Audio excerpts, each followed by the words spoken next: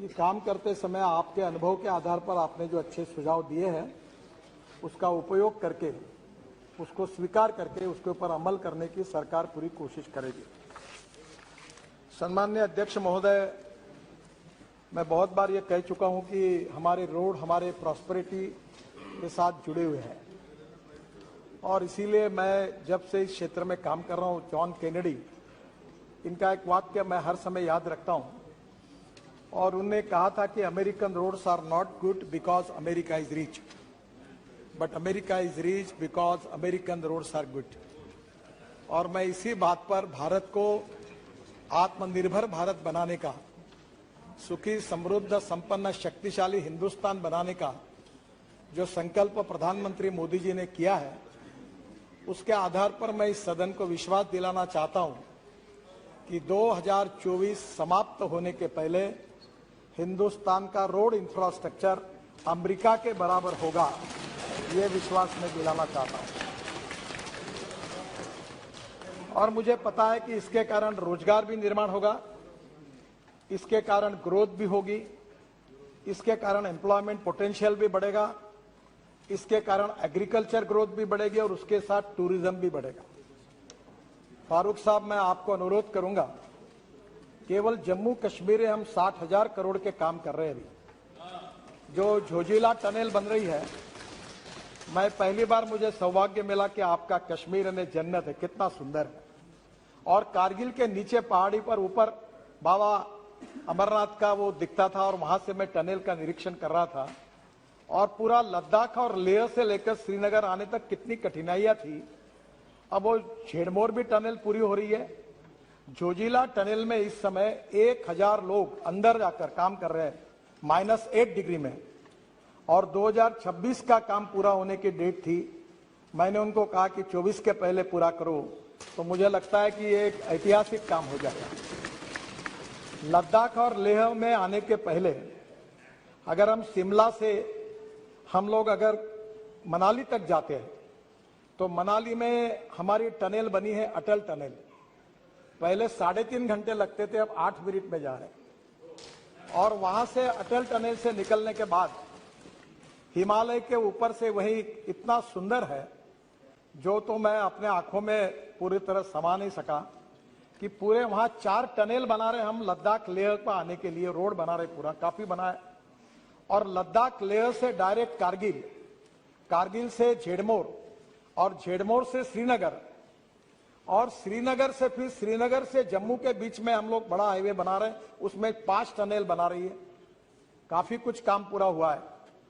और आज मुझे बताते हुए खुशी हो रही सम्माननीय अध्यक्ष महोदय कि वहीं ये जब टनल हमारी यहां से श्रीनगर से हम जम्मू की तरफ जाएंगे तो उसके बीच में कटरा के पहले हम जो दिल्ली से कटरा, दिल्ली अमृतसर कटरा एक्सप्रेस हाईवे का काम शुरू हो गया है।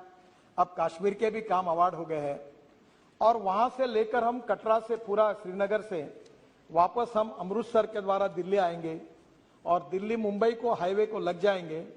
तो मैं आपको ये विश्वास दिलाना चाहता हूं कि लद्दाख और लेह से हम लोग श्रीनगर आने के बाद श्रीनगर से डायरेक्ट वहां से निकलकर हम मुंबई चले जाएंगे।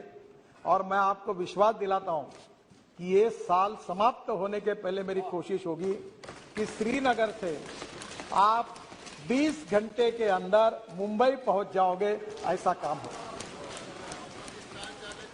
हमारे लिए खुशी की बात है कि दिल्ली से जयपुर 2 घंटे में, दिल्ली से हरिद्वार 2 घंटे में, दिल्ली से देहरादून 2 घंटे में, दिल्ली से जयपुर 2 घंटे में, दिल्ली से अमृतसर 4 घंटे में और दिल्ली से मुंबई 12 घंटे में इसी साल हम दिसंबर के पहले कर सकेंगे। आज हमारे देश में केवल यहां काम हो रहा ऐसा नहीं है। हम लोग चेन्नई से बेंगलोर का रोड बना रहे हैं, वो भी 2 घंटे में हो जाएगा। काफी लंबी लिस्ट है, पर मैं सम्मान्य सदस्यों को यह विश्वास दिलाना चाहूंगा कि राष्ट्रीय महामार्ग के ऊपर 2014 में हमारी सरकार आई। मैं निरंजन जी आपको कोई कॉन्ट्राडिक्ट नहीं कर रहा हूं, केवल वस्तुस्थिति बता रहा हूं। ये झोजिला टनल थी, ये इसका मंजूरी आपके सरकार ने दी थी। बाद में इसके बाद 4 बार टेंडर हुआ। एक बार टेंडर आया तो एक ही टेंडर आया, रिजेक्ट किया गया। दूसरे बार टेंडर आया तो आईएलएफएस को मिला, वो आईएलएफएस की हालत खराब होगी तो टेंडर टर्मिनेट हो गया। तीसरे बार टेंडर आया, उसमें भी अड़चन आई क्योंकि 12,000 करोड़ कॉस्ट बढ़ गई। फिर कैबिनेट में जाना पड़ा। तो मेरे समझ में नहीं आया कि ये कॉस्ट क्यों बढ़ रही है। और मैं केवल, ये मेरा श्रेय नहीं है, हमारे अधिकारियों का है। और दिल्ली में एक एसोसिएम करके एक संस्था है जो उद्योग और व्यवसाय में काम करती है, उनको मैंने कहा कि आप इसके ऊपर एक दिन का वर्कशॉप लीजिए। और नॉर्वे से लेकर दुनिया के सब लोगों को बुलाया और टेक्निकल और फाइनेंशियल क्वालिफिकेशन के बारे में, ना मैं चार्टर अकाउंटेंट हूं ना मैं इंजीनियर हूं, पर मुझे वर्ली बांद्रा सी लिंक मुंबई में बना, एक्सप्रेस हाईवे बना, थोड़ा अनुभव था। तो मैंने कहा ये टनल की कॉस्ट एग्जैगरेटेड है, इसके टेक्निकल क्वालिफिकेशन बदले। और उसमें इंडियन कॉन्ट्रैक्टर को इंकरेज किया गया। 12,000 करोड़ की एस्टिमेट कॉस्ट थी। और आज मुझे बताते हुए एक खुशी हो रही है, हमारे यहां तो अभी तो मैं 50 लाख करोड़ के काम कर चुका हूं। और इस सदन को विश्वास के साथ नम्रतापूर्वक बताना चाहता हूं, यहां तो थोड़ी भी गड़बड़ हुई तो तुरंत आपको पता चल जाता है। आपको 50 लाख करोड़ में एक भी कॉन्ट्रैक्टर ऐसा नहीं मिलेगा कि उसको अपना कॉन्ट्रैक्ट मंजूर करने के लिए कभी मंत्री को मिलना पड़ा, ऐसा एक भी नहीं मिलेगा। आपको कोई ध्यान में आएगा तो मुझे बताओ। Transparent, time bound, result oriented and corruption free. और आपको मुझे बताते हुए खुशी हो रही है, इस देश के इस टेंडर में जिस कंपनी ने कॉन्ट्रैक्ट जीता, 5 लोगों ने टेंडर भरे, कंपटीशन हुई और हैदराबाद की एक मेधा इंजीनियरिंग करके कंपनी है, उन्होंने काम लिया। और फारूक साहब, इस एक ही काम में हमारी सरकार ने एस्टिमेट कॉस्ट से 5,000 करोड़ रुपए की बचत की और ये करके दिखाया 5,000। तो मैं आपको निश्चित रूप से ये बताना चाहूंगा कि आज हमने गंगा पर कितने पुल बना रहे, जितने मांगते उतने बना गए। यानी स्वाधीनता के बाद जब तक हमारी सरकार नहीं आई, उतने ब्रिज गंगा पर थे, उतने हमारे 7 साल में ललन सिंह जी बैठे हैं, जो बोलते हैं वो मंजूर करा के हमने सब मंजूर करके दिए। ब्रह्मपुत्रा के ऊपर भी अभी तक ये बहुत, ब्रह्मपुत्रा तो सागर ही है और उसमें भी आपके यहां जितने मांगे उतने, जिसका आपने कल माजोली का उल्लेख किया, मेरे से गलती हो गई, मैं सोनवाल जी के प्रचार में आया था माजोली और वो सोनवाल जी मुख्यमंत्री थे और मुझे हाथ दबा दबा कर हेलीकॉप्टर पर, आप एक ही करो, आप बोल दो। तो मैंने बोला अरे मुझे कुछ मालूम नहीं, कॉस्ट कितनी है, क्या है, तुम मुझे कर रहे हो जबरदस्ती। बोले आप बोल दो, मैं चुनाव जीतूंगा नहीं तो मैं हार जाऊंगा। ये लोग नाराज हैं। उसने मुझे इमोशनल, अब ब्लैकमेलिंग शब्द बराबर नहीं है पर इमोशनल हाथ दबाकर थोड़ा सा ऐसा डरा दिया कि मैं पब्लिक मीटिंग में गया और मैंने कहा कि माजोली का पुल हम बना देंगे। जैसे मैं आया दिल्ली तो मेरे अधिकारी ने बताया कि सर आपको पता है ये ब्रिज कितने कीमत का है? बोला कितना? बोले 6,000 करोड़ का। तो मेरा एकदम डाउन हो गया। मैं बोला 6,000 करोड़ एक ही ब्रिज के लिए कैसे देना? और आपको बता दो अध्यक्ष महाराज, ये कितना अच्छा काम हुआ।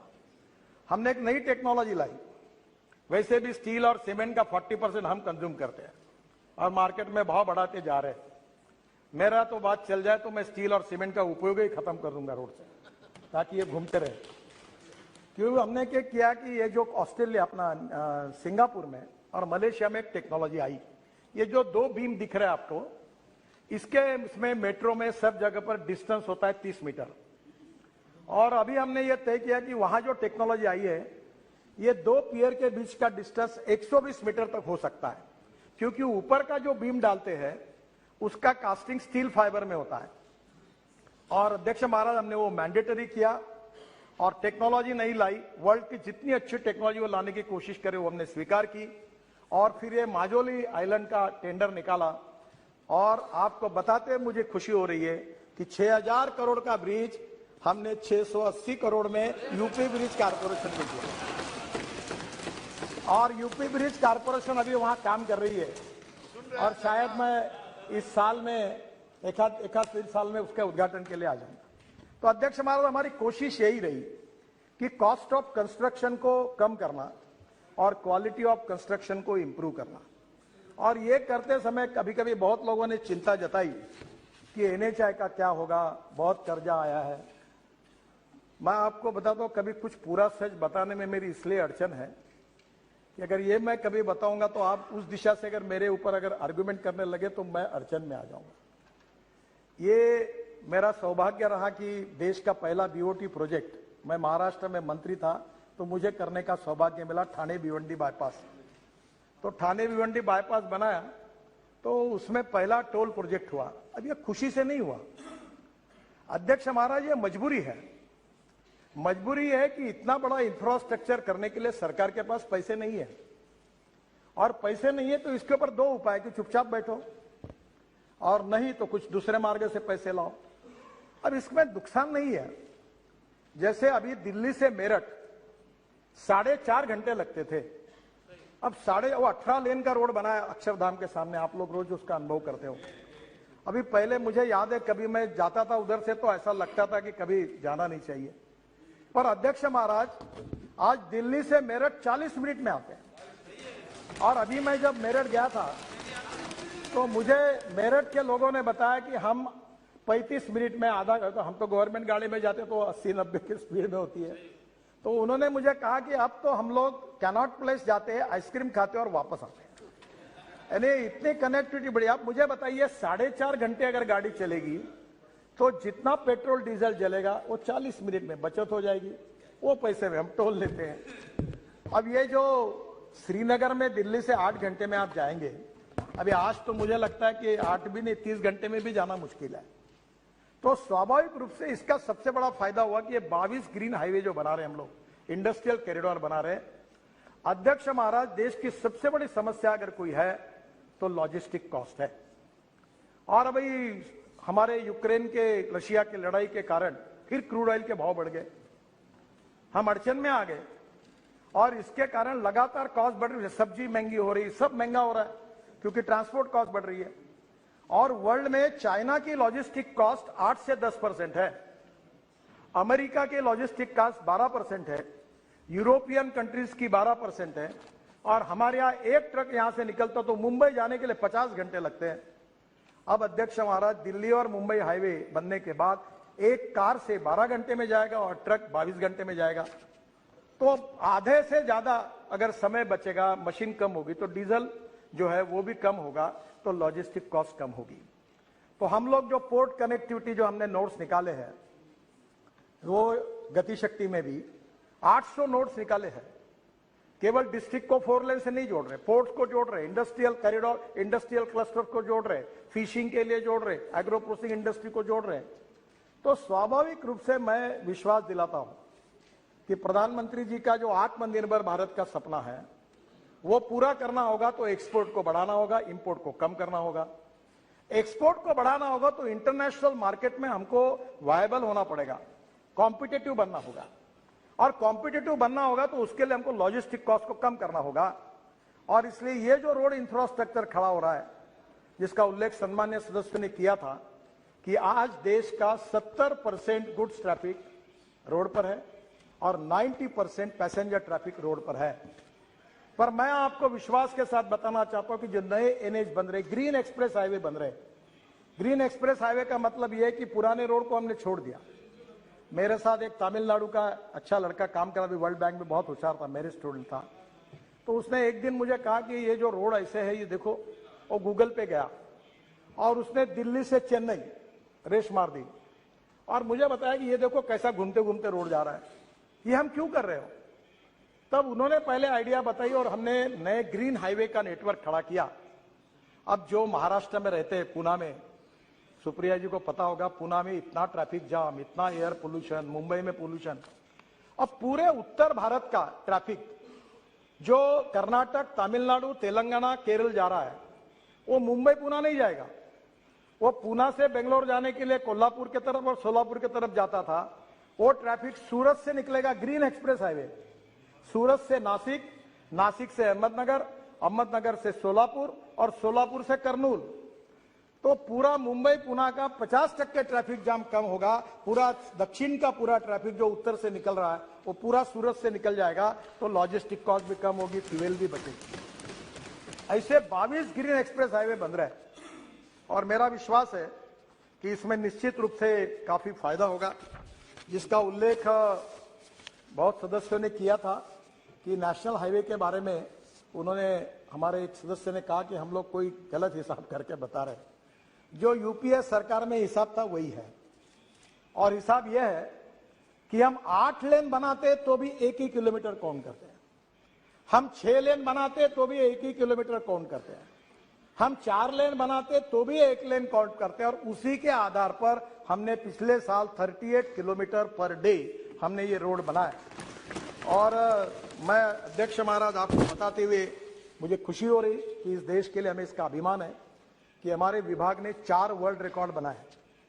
पहला वर्ल्ड रिकॉर्ड ये कि 38 kilometre per day road construction, कोई इसमें ऐसा कोई हमने कई गलत फिगर नहीं बनाई, जो रिकॉर्ड था उसी से बनाया। उल्टा वेस्टर्न कंट्रीज में 8 होगा किलोमीटर बनाया लेन तो बोलते 8 किलोमीटर बनाया, हम 8 किलोमीटर को 1 ही किलोमीटर कह रहे। जो यूपीए सरकार में पद्धति वैसी पद्धति से बनाया, 38 kilometre highest in the world.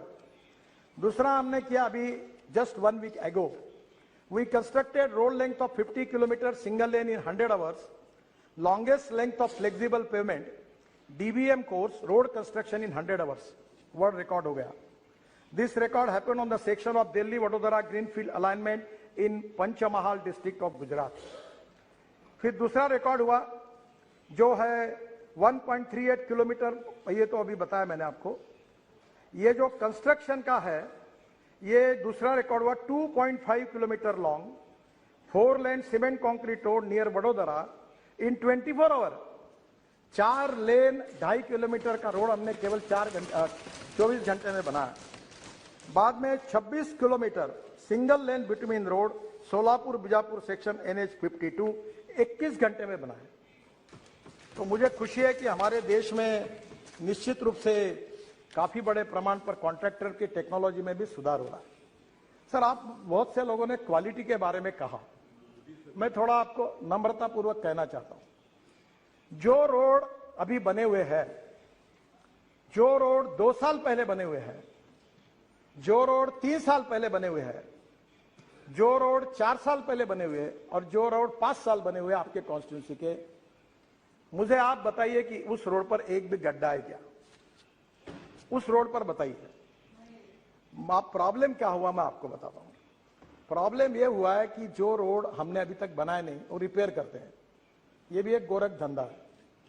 वो हर साल 1 इंच का बिटुमिन लगाते हैं रोड मेंटेनेंस के नाम पर, और हर बार सब खुश रहते, सभी लोगों को फायदा होता है, ये आप सबको पता है। मैंने इसको बंद कराया और मैंने कहा 1 टाइम डेवलपमेंट में जो, क्योंकि मैं मेरे कॉन्स्टिट्यूंसी में 350 किलोमीटर सीमेंट कॉन्क्रीट रोड बना चुका हूं। आप कभी नागपुर आइए तो कोई गड्ढा ही नहीं दिखेगा आपको, कितने भी बरसात आने दो। तो हमने क्या किया कि एक 6 इंच व्हाइट टॉपिंग की टेक्नोलॉजी निकाली और पूरे तरह कॉन्क्रीटिंग कर दिया है। जो ब्लैक कॉटन सॉइल है वहां प्रॉब्लम होता है, इसलिए जो मेंटेनेंस के प्रॉब्लम है वो आपके सही है। और इसमें एक एनुअल प्लान बनता था, और एनुअल प्लान बनने के लिए उसकी हर स्टेट की एक लिमिट रहती थी कि तुम इतना दो, तुम इतना दो, तुम इतना दो। फिर वो उसको फिर झंझट, इतनी लैंड एक्वायर किया, चक्कर काटने का काम। मैंने एक दिन सेक्रेटरी को, काय के लिए करते हो, पैसा है ना अपने पास, हटाओ लिमिट कैंसिल कर दी।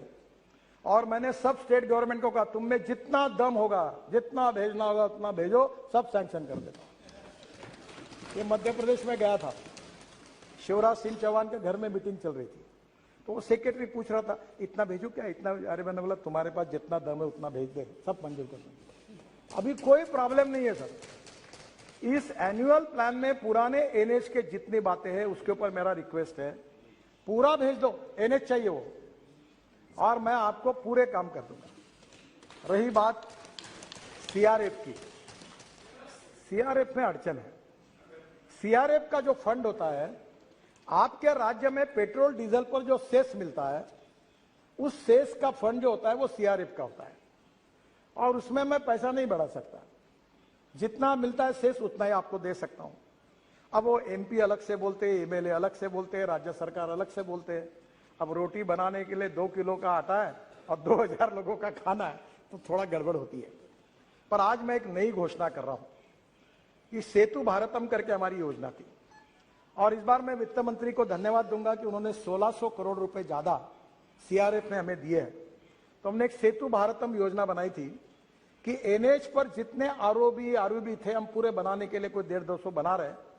अब उसी सेतु भारतम योजना को मैंने ये 1600 करोड़ ऐड करके दिए।